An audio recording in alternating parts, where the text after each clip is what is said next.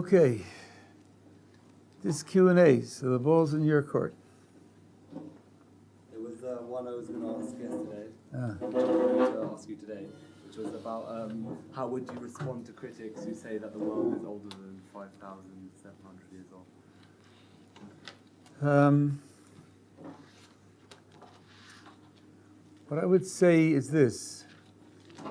The only way you know about the past is by assuming that the laws of nature that you see operating now have always been operating that way in the past. If I question that assumption, then your projections into the past are without foundation. Maimonides gave a very telling illustration of this 900 years ago, when he was arguing with Aristotelians who thought the world is infinitely old. That's much worse than 13.8 billion years. No beginning at all. Maimonides gave the following illustration. He said, imagine a boy who's born, and after a few months his mother dies, and his father takes him to a colony where there are only men. He grows up. This, by the way, is in the Guide of the Perplexed, Part 2, Chapter 17. He grows up, and at a certain point he asks the adults, where do we come from? And he's told that each one of us starts out as a tiny miniature inside the abdomen of an other who is much like us, but different in some ways. And we spend months inside that other, inside the abdomen, and then we exit and grow to be like you see us today. And the child asks, when we are miniatures inside that other, can we breathe? And of course the answer is no. Can we eat? The answer is no. Can we drink? The answer is no. The child says, then I know you're wrong. You have to be wrong. Everyone knows that if you don't breathe for 4 minutes, you're dead. We also know that if you don't drink for 2 weeks, you're dead. If you don't eat for 2 months, you're dead. You're telling me that we all start out as miniatures in a condition where we can not eat, not drink, and not breathe? You must be wrong. Now the child is correct. Given the world that he has observed, given the way animals live in the world that he has lived in, he's right. No breathing, no eating, no drinking, and you're dead. What's the truth? The truth is that when you are a fetus, you live under very different conditions. You're sustained by very different principles. Principles and conditions utterly different from anything that you can observe post-birth. Says Maimonides, 6 days of creation are the gestation period of the world. The world is sustained during that period by forces, causes, explanations, very, very different from what we observe. What we observe is how the world has been developing and living and growing and functioning after the end of the 6 days. After the end of the 6 days, the laws of nature that we see operating are what have operated back at that point. But before that point, the world is governed by laws very different from the laws that we see operating today. So projecting back into that period is simply philosophically illegitimate. It's logically illegitimate. You're making an assumption about the continuation of law in a period in which that assumption doesn't hold. By the way, not only did Maimonides say this, but Paul Dirac said the same thing on strictly scientific grounds. He said projecting back to the early universe is illegitimate because the laws of nature have been evolving. They've been changing. And since they've been changing, projections back to the early universe are simply incompetent. So what we say to someone who pledges allegiance to 13.8 billion years is, you're making an assumption. Listen, it's a free planet. You can make whatever assumptions you like, as long as at the outset you tell the world, all my conclusions in this investigation are based on this assumption. And the assumption is that the laws of nature have been constant. I just now ordered from Amazon a few new books on science, one by Lee Smolin, who's one of the leading researchers in quantum gravity. And he has a chapter in the book called The Evolution of the Laws of Nature. So I'm interested to see what he says. See if I can add him to the list of people who talk about the inconstancy of the laws of nature.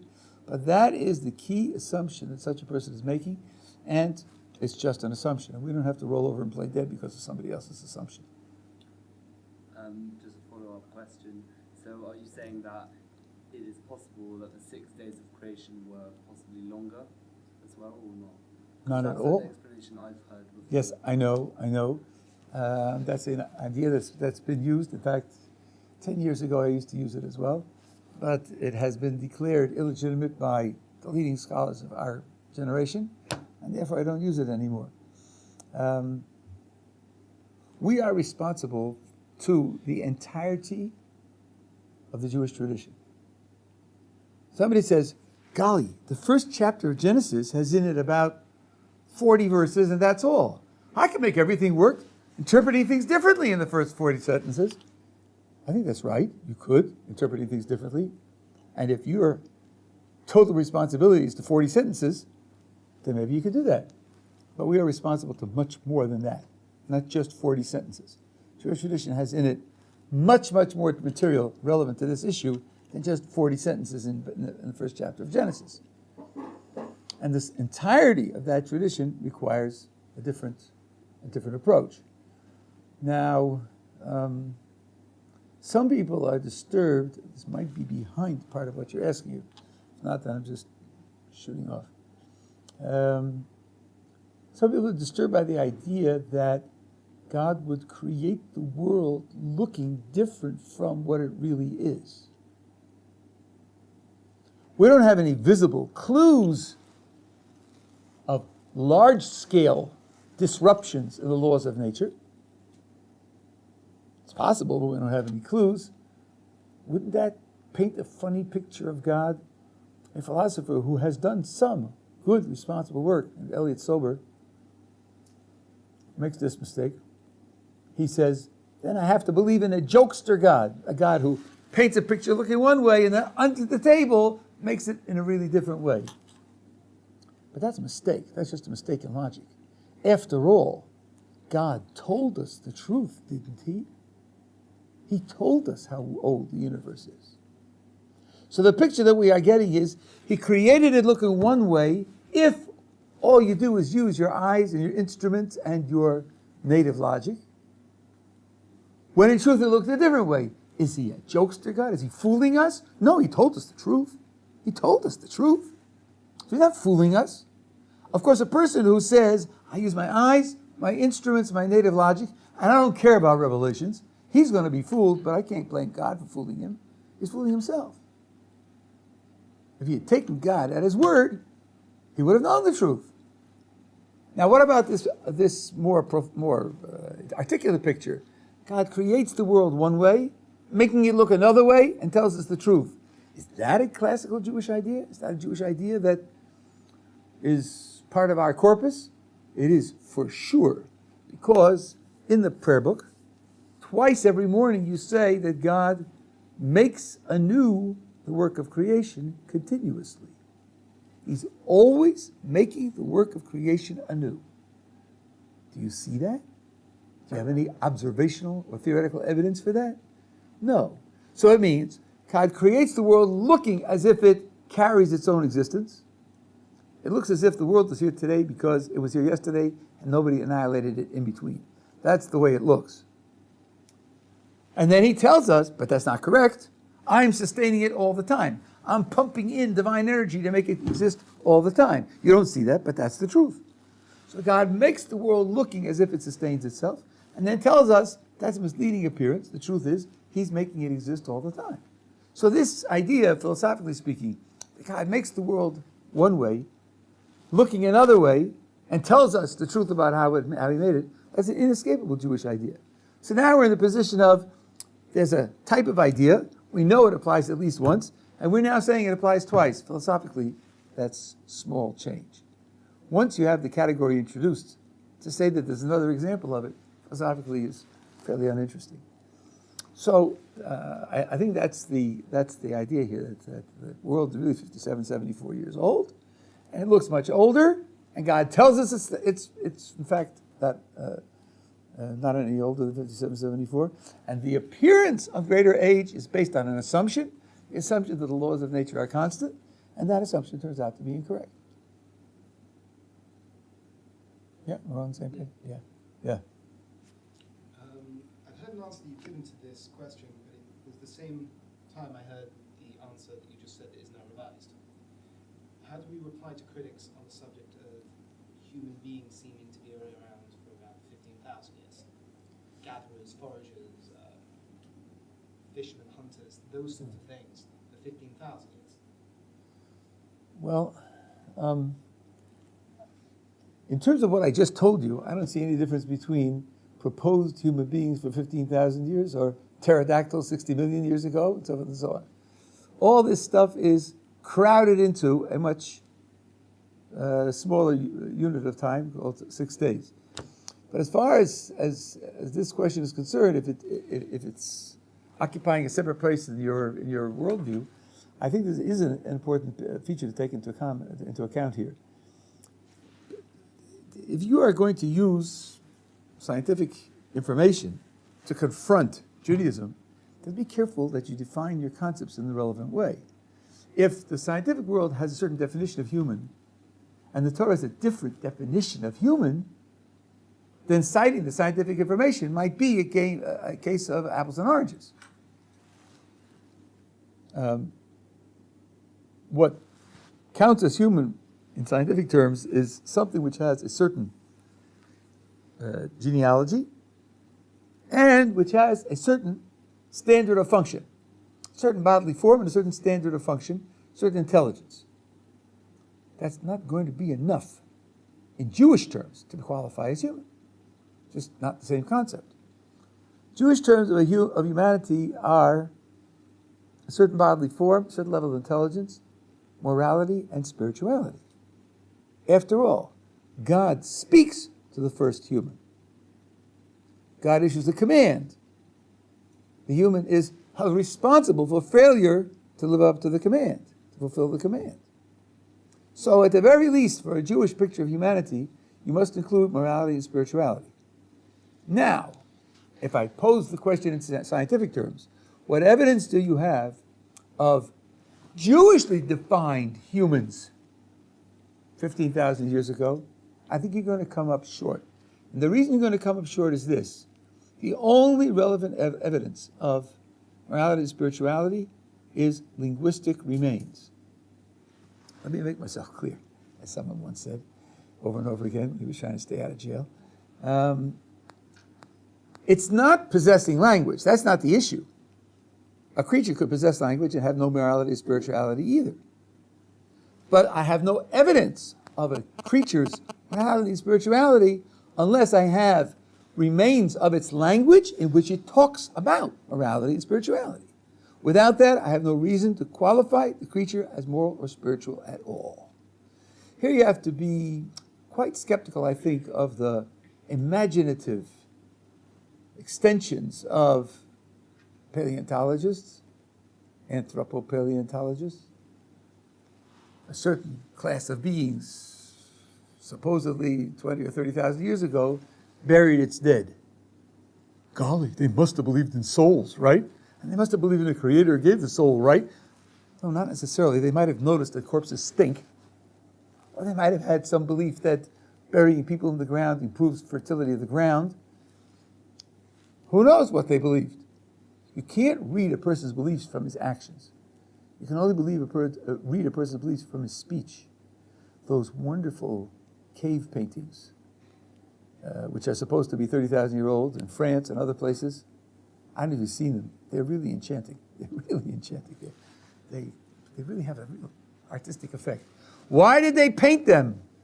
Well, one thought is that this was magic for a successful hunt.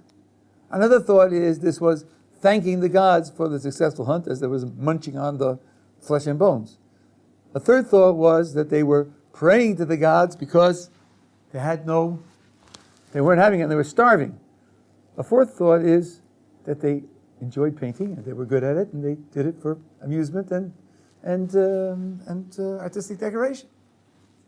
I think if you had a couple of martinis and sat around with a couple of friends, you could think up a dozen other possibilities. How would you decide what possibility is right? There's no way to decide what possibility is right.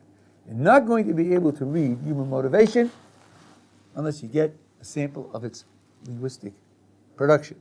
The oldest samples of linguistic production go back about 5,500 years. There's nothing older than that that's identified as speech or as linguistic. So, at least at present, we're not going to get evidence that those creatures that go back further should be classified as human in Jewish terms. In scientific terms, they may be classified as human, and that will be utterly uninteresting to us. Yeah. So kind of a follow-up to this question about morality and spirituality. So if I assume you're familiar with I can't even remember how to pronounce the name of the religion, but Zoroastrianism. Yeah. So that supposedly preceded Judaism. So how would you respond to the idea that they had moral practices and spiritual practices as well? Oh, now let's see. Preceded Judaism? No one thinks that morality and spirituality came into existence at Sinai. Nobody thinks that. Yeah, actually fine. Goes back to Adam. That was my point. Adam is described in our sources as a moral and spiritual being. Yeah. Kind of coming back to what you said about kind of natural laws not being constant. Kind of a lot of physics kind of relies on the fact that things are constant, like laws and formulas rely on the fact the universe is constant and it's always been constant. So as in what you're saying, are you trying to imply that these things are incorrect or they're misguided? Because there are things that kind of, let's say Hubble's law kind of relies on the constant kind of speed of expansion of the universe, which results in kind of us being able to estimate the age of the universe, which comes around about 14 billion years. And that kind of is kind of universally pretty much deemed to be true. But it relies on the fact the universe has expanded at a constant rate. So do you think that kind of contradicts the Jewish kind of terms of the universe being 5,000 or so years old? Well, it does. It does contradict it. I'm just pointing out that that conclusion of 13.8 billion years, based on the expansion of the universe and redshifts and all the rest of that, is using the assumption that the laws of nature are constant. The minute I question that assumption, the conclusion just doesn't follow. It's just based on an assumption. But you can't kind of, let's say if you're having a discussion with someone who's arguing otherwise, Mm-hmm. you can't just say, it's kind of just moving the goalposts and saying that my assumptions are completely different to yours, therefore kind of I believe the argument is completely invalid. Well, it's moving the goalposts, all right, as long as you understand that this person put the goalposts in the middle of a musical auditorium because that's where he arbitrarily put them. If he arbitrarily put them there, then I can arbitrarily move them someplace else. But kind of the entire kind of world of like scientific thought, you could say that. Yeah, that's right. The world of scientific thought is based on an assumption. That's the way they do their business. And it's free world. You can do what you like. You can make whatever assumptions you like. But if you're honest, you'll put at the beginning, I'm making this assumption in order to make my There kind of comes a investigation. point when your assumption has to be kind of believed to be true. As in, there comes a point where there's so much evidence to support your assumption that it's But now I want to know, what's the evidence to support this assumption? I don't think there is any evidence to support it. in what terms? Is it in terms of the universe's age?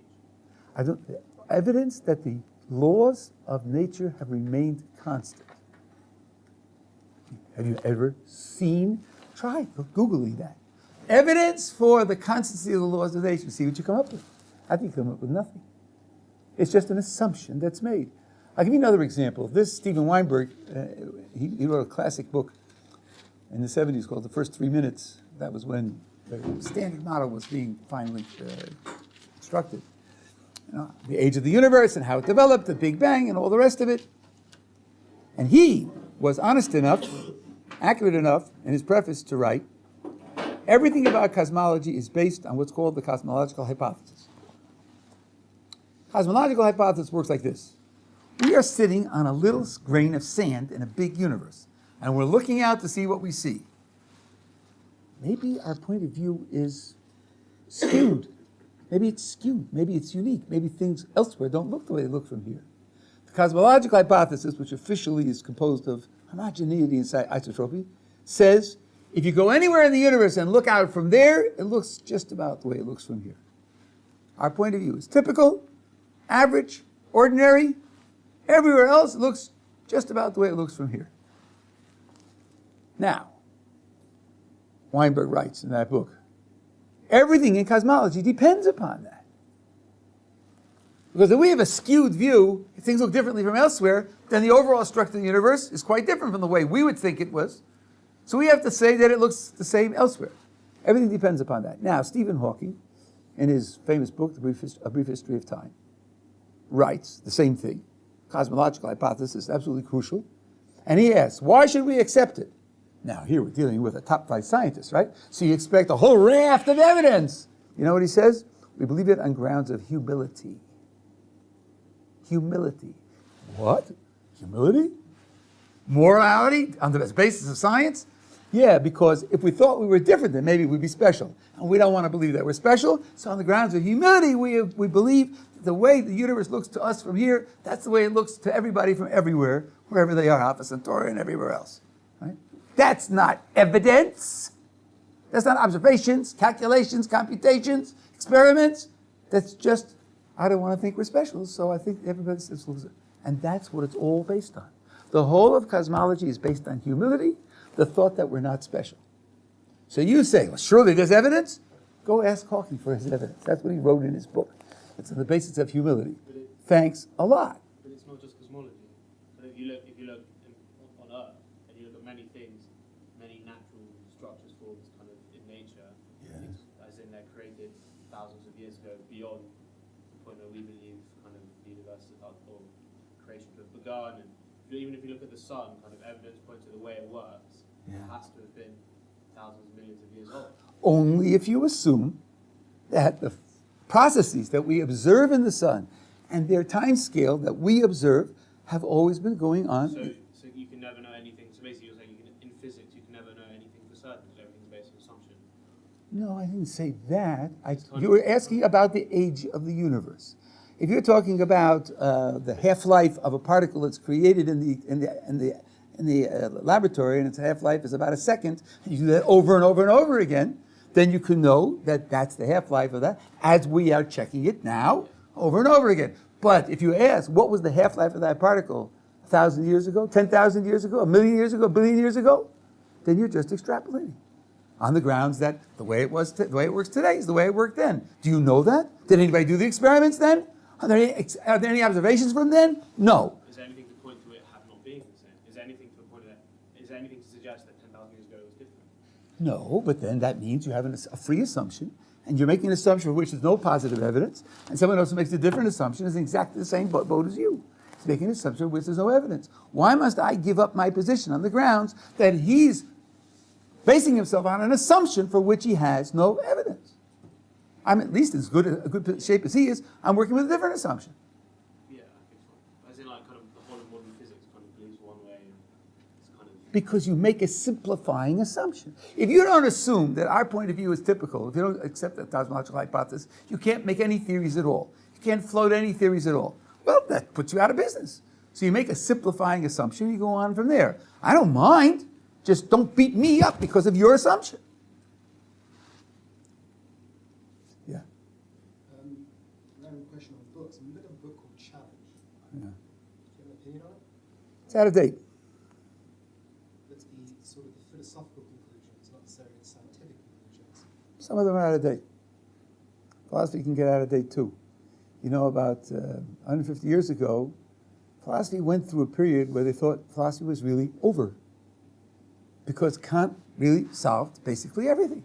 Okay, there are a couple of bells and whistles to twiddle, you know, and some details to pick up, but basically Kant laid it out, and that's what philosophy is. That lasted for about 30 years, and then it started to go to pieces, and now philosophy is a mess. Right? Things can go out of date in philosophy also. Some of the arguments there are out of date, especially in terms of what the scholars of the contemporary scholars say, which wasn't available to them at that time.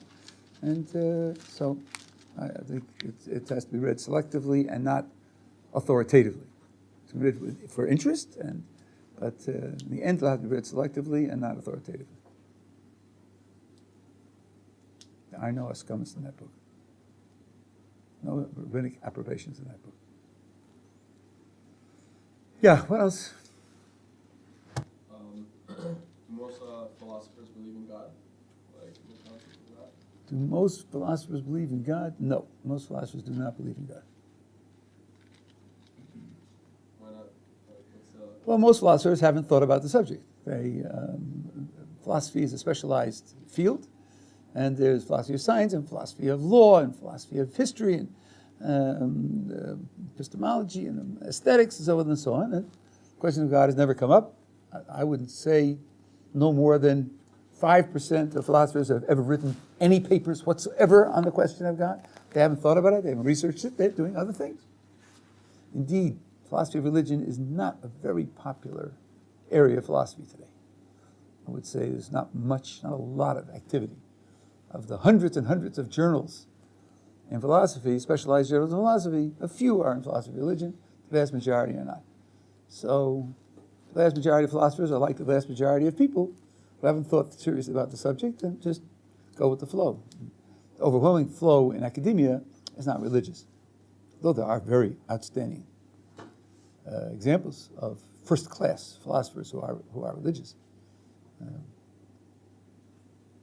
Yeah. Can I ask a question which is not so much to do with religious philosophy, but it's to do with philosophy more generally? You can try. Do you believe that arts can possess an objective beauty? What? Arts, you say? Yeah, I agree. aestheticism. Yeah. Well, John Stuart Mill has a very famous argument in this regard, and I'm very persuaded by it. Of course, the natural thought is, if it's aesthetic, it's only a matter of your taste and your feeling and so forth and so on.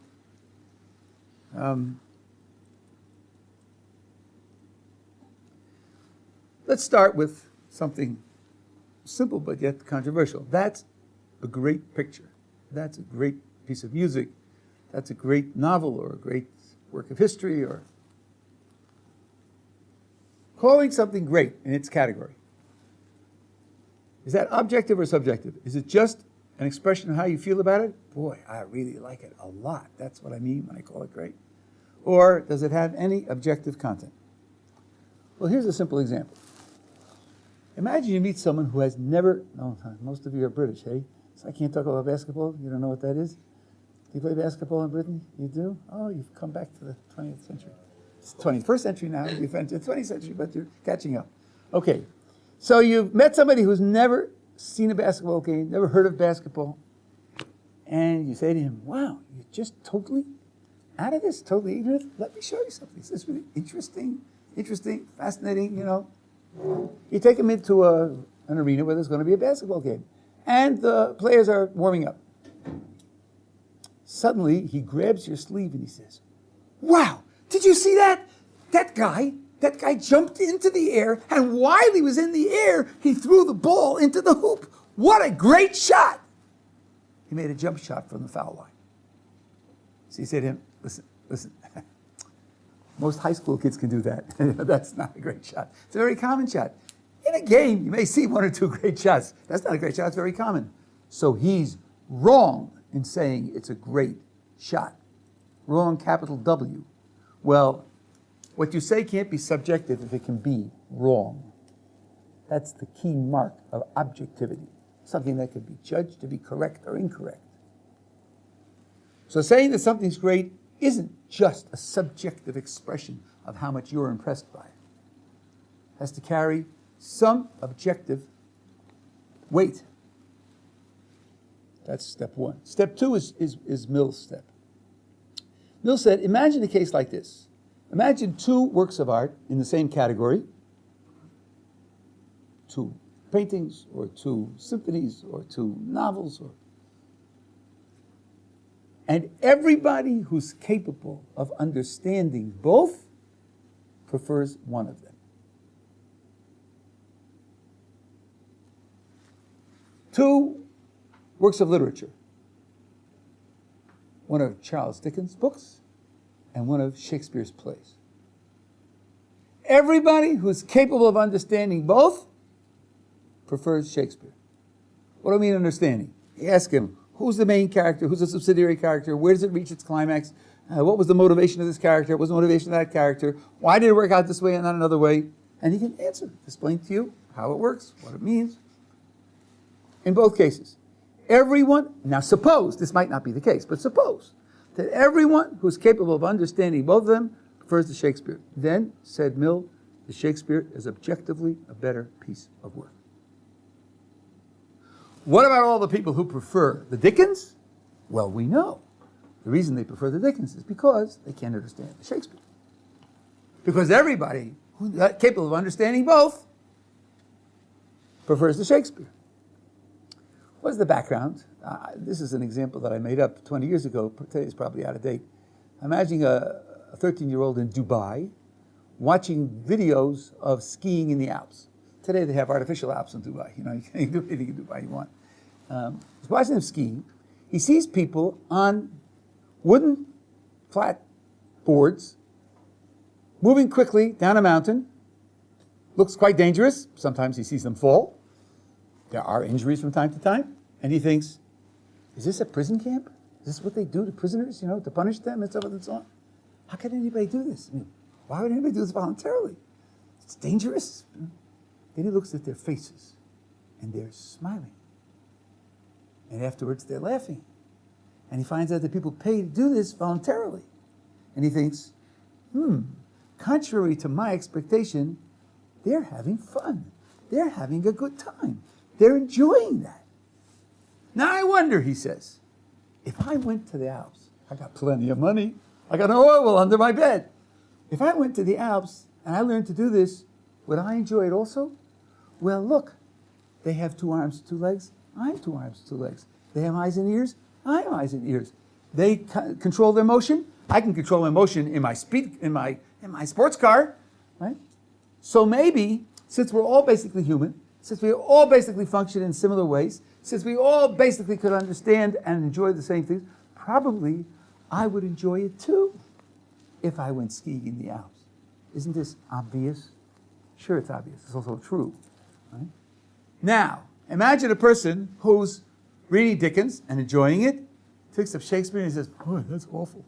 It's awful stuff. You know, by the time I get to page 3, I can't remember what was on page 1. Who could possibly be, I'm impressed by that? Why does it keep selling, He wrote it 400 years ago. Put it back 400 years. We don't need it anymore. He looks at people and he looks at them reading a Shakespeare and they're like this. They're plugged in. And then when they finish, they, wow, oh, that was great. And he thinks, why? Why are they doing that? We all have 2 eyes and 2 ears. We all read English. Okay, it's sort of English. And we all understand what it is to have a thrilling plot and so forth and so on. And they're getting so much out of it. Probably there's something in there for me also. And the reason I don't get anything out of it is because I don't understand it. And that's true. If he'll spend 2 years studying Shakespeare, he will enjoy Shakespeare for the rest of his life. And he'll enjoy it more than Dickens. He knows that because he's also human. That means there's something objectively in Shakespeare that's superior to Dickens. That was Mill's argument. And although I hate to admit it, the New York Times, of all places, about 15 years ago, in its aesthetic section, presented Mill's argument, which is certainly not liberal.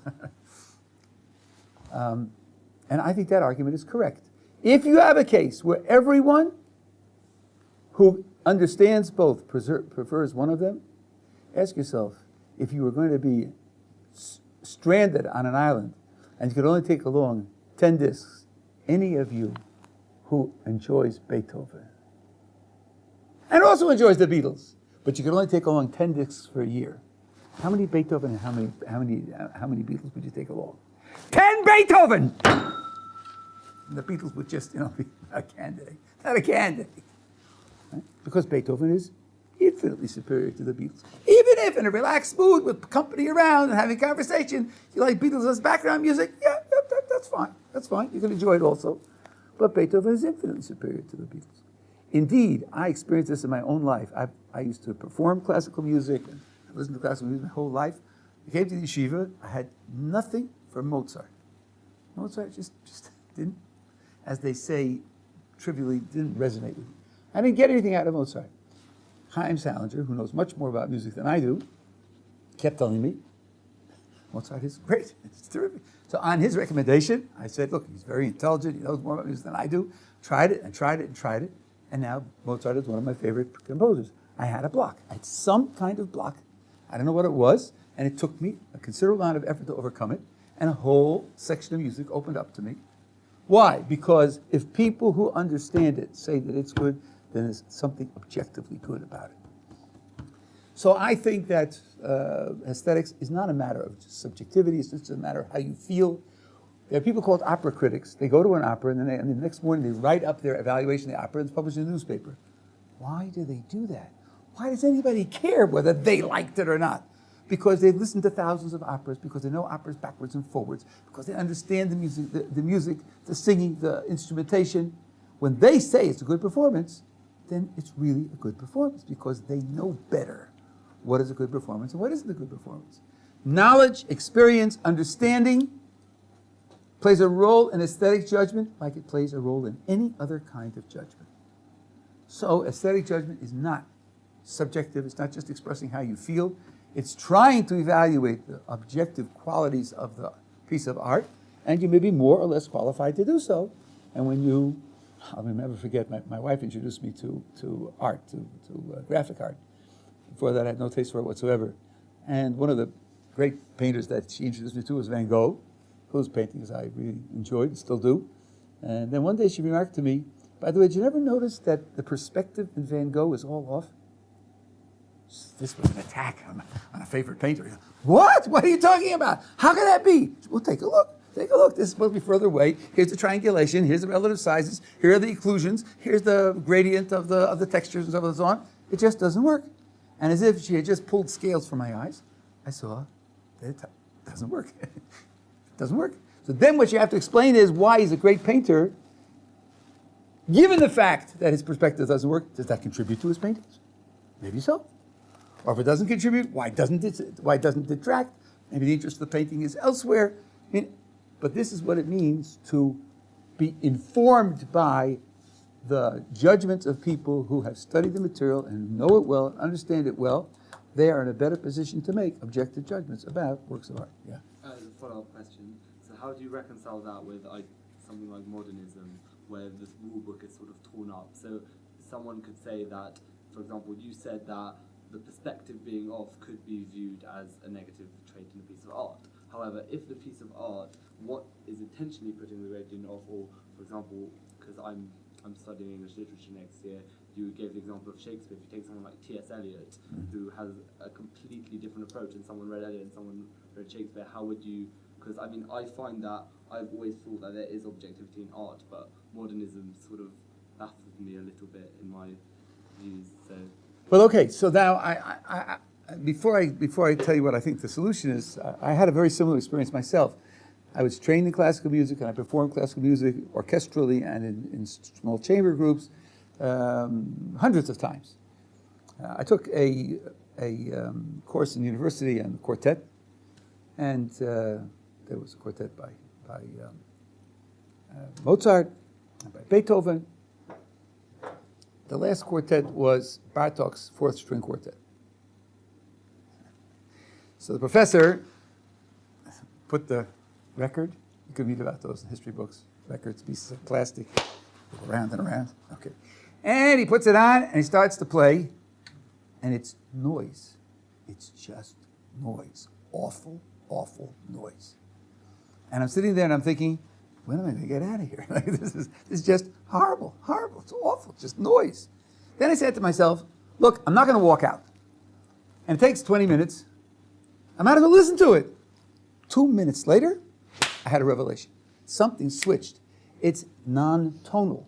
But because it's non-tonal, the rhythm and the interplay back and forth between the music, between the instruments, and what did I do here?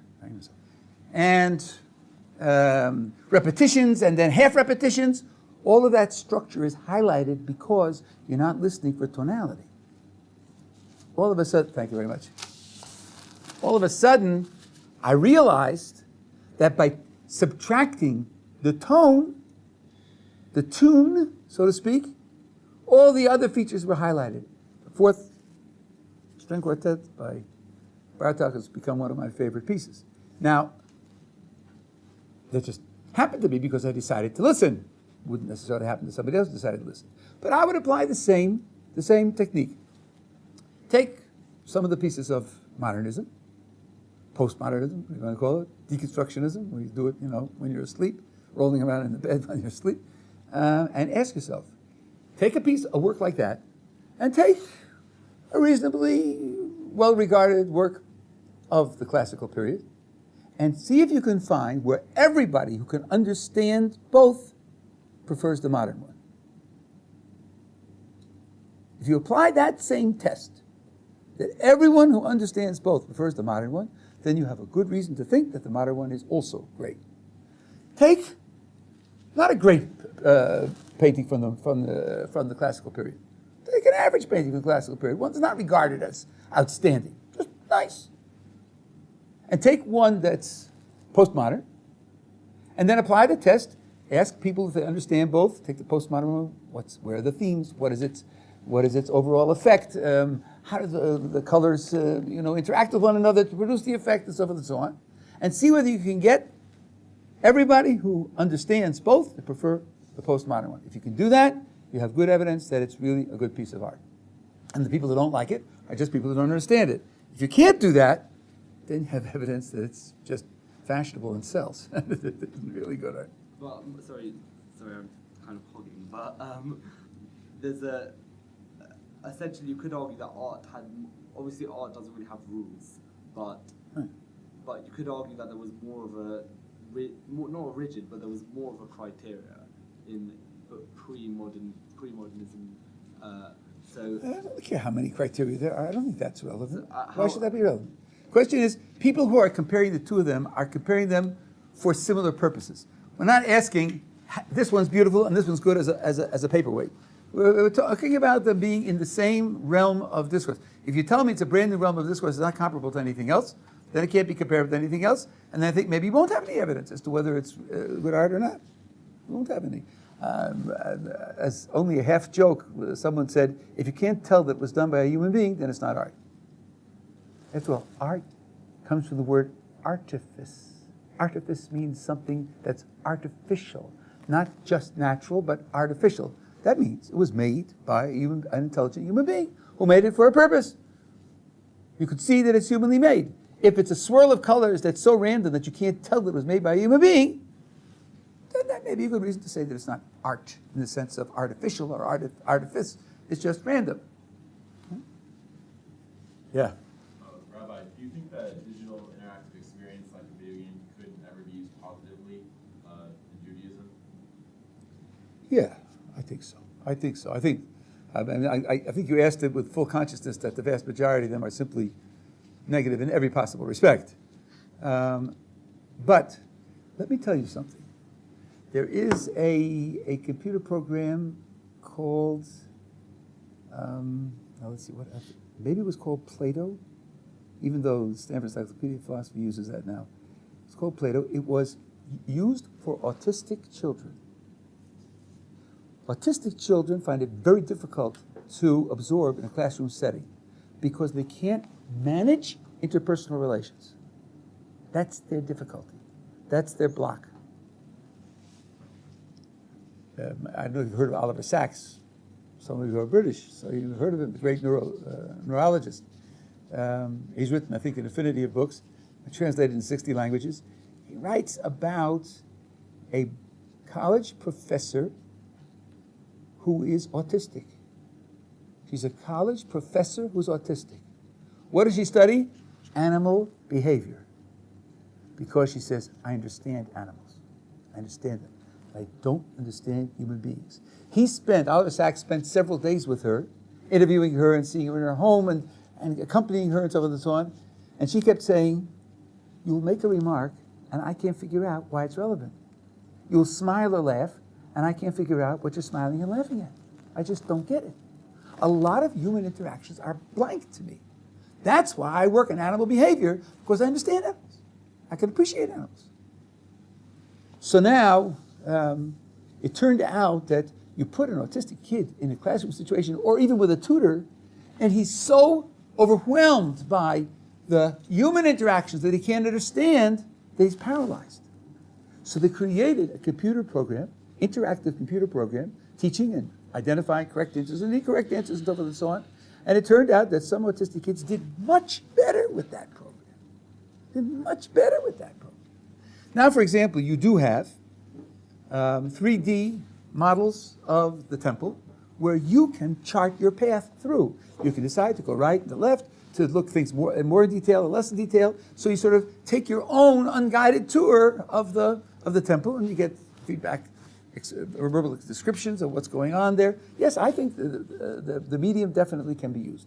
It just has to be done in a sensitive fashion and in a way that stimulates your intelligence in response rather than reducing it. Again, my wife pointed out something fascinating. Difference between color photography and black and white photography. Sometimes black and white photography can be much more gripping because when you look at a black and white photograph, your imagination is engaged because you're seeing black, white, and gray, and you know it's a lawn scene, so this has to be green, and that has to be blue in the sky, and the clouds, and so forth and so on. So you're engaged in a way, whereas in a color photograph, you can be totally passive and just be affected by it. You're not called upon to be creative. Now, that works even better in novels. In novels, you have to create pictures all on your own. So one of the reasons a novel has an effect on you is because you are present and involved in the reading in a way that you aren't necessarily present and involved in a video. So you have to use the medium in a way that involves the person rather than doing it all for him. Edgar Allan Poe has a I think it's called The Treasure or The Island or something like that, about an island where the treasure is. And he describes in words a map that they had for looking at it. And as a reader, you're supposed to create the map in your mind. I couldn't do that. I just couldn't do it. I wasn't able to do it. And I just lost it. I couldn't follow the story to the end because he didn't draw the map. And maybe later editions they have the map. But there was a challenge to your imagination to take from the words and create a picture. And I just wasn't able to do it. But that's a way of drawing the person into the experience, making the experience much more profound for him. So when you do that, if you use an interactive medium and you do that, it could be tremendously effective. There was a game, what was it called? Something like City or something? You had to plan a city. SimCity, right. See, going back, wait. And you plan a city and you plan waste removal and where the entertainment section is and parking and so forth and so on. And then they run a simulation and see, does it work or doesn't it work? And where does it crash? I never played it. I was later than my time. But it seemed to me that was terrific. You get to do your own planning, and then you get something to run a simulation to see whether it will work or whether it won't work. That's terrific. That's interactive, but it's interactive in a way that engages your intelligence and gives you feedback on your accomplishment. I think that's, so I think they definitely could be used. I don't think that the Torah would disqualify any medium, but it would disqualify many of the ways in which the medium is used. Yeah. In terms of one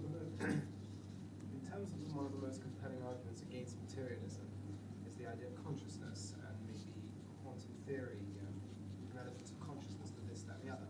Now, when I'm attempting to describe this to someone, I always find myself stuck down in too many details because I understand on the level I understand it. I find it very difficult to give it over on one leg, so to speak. Do you have and this may not be possible, is there a way to give over that argument or give over that position in a quick form? Well, I did it this afternoon at 4 o'clock. Some of you were there, and I'm going to review it again tomorrow. You can't obviously do the whole job, but there are snippets that are quite compelling. And I think that the key, as I have told the students within the 4 o'clock shir and others, I think the key move in all of these discussions is to start by putting the burden of proof on the critic. Right? You believe that you know the truth about this matter. Okay, let's see whether you can substantiate what you believe. Don't ask me to believe what I believe. Let's start with you. You think you know the truth, either you support it or then admit that you don't know it. Doesn't mean you're wrong. You might be right, but you don't know it. And that's tremendous progress. That's tremendous progress. A person who's been taught that this is for sure true and obvious and clear and established and proven and everything else, and you show him he hasn't got any good reason to accept it, and that he has to back down from I know it to I don't know it, I'm just guessing, like everybody else, that's tremendous progress. It's worthwhile in and of itself. That can be done in an hour. This is the way I do it. I think it can be done in an hour. That people who think that that you are your brain, to explain to them why there is no good reason to think that you're your brain, and there are certain obstacles in the way of thinking that you're your brain, and therefore no one is entitled to say, I know that I am just my brain. No one is entitled to say that. Even though lots of people do say it, but no one is entitled to say it. The key starting point, I've got to go upstairs in 3 minutes. The key starting point is the only evidence that people will provide you with for thinking that you are your brain is correlations between your experience and what's going on in your brain. And they get your experience from you telling them. I have a toothache, and the MRI says this part of the brain is lighting up, so that's where the toothache is. I'm thinking about arithmetic, and this part of the brain lights up, so that's where thinking about arithmetic is, and so forth and so on. All they have is correlations. The starting point to the whole investigation is to ask, so you have a correlation between A and B. What lets you conclude that A doesn't really exist, that A isn't real, that there's only B? B is the whole story. When you correlate two things, it doesn't follow that one of them isn't real. It just follows that you have two things that are correlated. Why would you jump from what goes on in my experience is correlated to my brain to your experience is in your brain? Why not just stay where you are and say they're correlated? John Searle's example, and John Searle's a card-carrying atheist, John Searle's example is lightning and thunder are correlated. Does anybody think lightning is thunder? Or thunder is lightning? Probably not, because they aren't. So being correlated doesn't mean you're identical. It just means there's a correlation. Great. Tell me how you get from correlation to identity. The answer you will get, especially if you ask your professors in cognitive science, will be 0. This is a technical course of philosophy, unless the person in cognitive science happens to be a philosopher. And as far as I've been working on this for 30 years, and as of now, there is one or two giant obstacles to getting over the gap from correlation to identity. And this is well known, this is not a surprise. And when you explain that gap, you can cast seeds of doubt, which is, I think, always worthwhile. Okay.